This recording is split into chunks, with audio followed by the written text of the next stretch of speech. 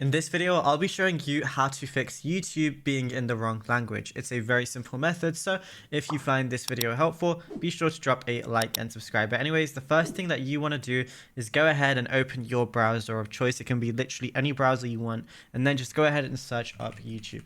Then, once you're here, all you want to do is go open up YouTube. But say you accidentally put it in a different language or someone trolled you, and it might be in a different language that you're not used to, which obviously might just not be English. So all you want to do is go to the top right where it has your profile icon. Then the easiest thing to do, like let's say if all of this was in a different language and you didn't, understand any of it, the absolute easiest thing to do is look for this icon here, which is like the language icon for YouTube and Google. So just go ahead and click on that. And then all you got to do is just go ahead and find English. It could be UK, US, India, wherever you want.